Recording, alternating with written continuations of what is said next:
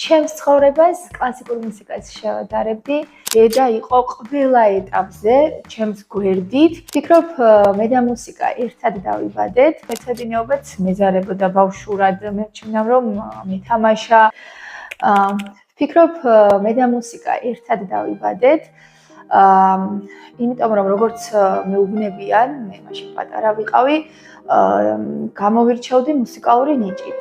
მიყვარდა ძალიან სიმღერა 2 წლიდან, ფაქტიურად თურმე და ყველა აღნიშნავდა ჩემს მუსიკალურ ნიჭს და დედამ გადაწყვიტა, რომ მივეყვანა მუსიკალურ სკოლაში, როდესაც მომივიდა ამის ასაკი, 6 წლის, როდესაც გავხდი და აუცილებლად უნდა აღვნიშნო, რომ დედას ძალიან დიდი წვლილი მიუძღვის პირველ რიგში იმაში, რომ მე დღეს ვარ ამ პროფესიაში, ვემსახურები ამ პროფესიას, ძალიან მიყვარს ჩემი საქმე, რა თქმა უნდა, და დედა იყო ყველა ეტაპზე ჩემს გვერდით, რომ მე აქამდე დღეს მოვსულიყავ. მასწავლებლობის სურვილი გამიჩნდა ბავშვობიდან, პედაგოგების ოჯახში გავიზარდე. დედაც გახლდათ პედაგოგი და ამანაც იქონია, რა თქმა უნდა, გავლენა.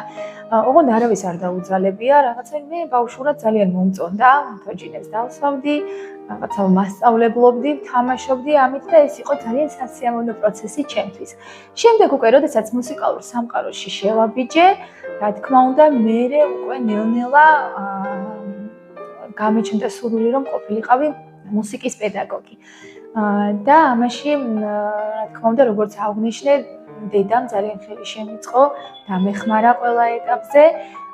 იყო მომენტები, რომ ცოტა მეცადინეობაც მეზარებოდა ბავშვურად. მე ვჩვენავ, რომ მეთამაშა, რაღაცა სხვა რაღაცებზე დამეკარგა დრო, ასე ვთქვათ, მაგრამ დედა ამის საშუალებას არ მაძლევდა და ეხლა, რა თქმა უნდა, მე ვარ მადლობელი, იმიტომ რომ მე ძალიან მიყვარს ჩემი პროფესია, ჩემი საქმე და მე დღეს ზუსტად ვარ იქ და ის ადამიანი, ვინც უნდა ვიყო და ვარ ამითი ძალიან კმაყოფილი. დედობა დამეხმარა ალბათ იმაში, რომ სხვანაირი ემპათია მაქვს ბავშვების მიმართ, ჩემს მოსწავლეებს უყურებ ისე, როგორც ჩემს საკუთარ შვილებს.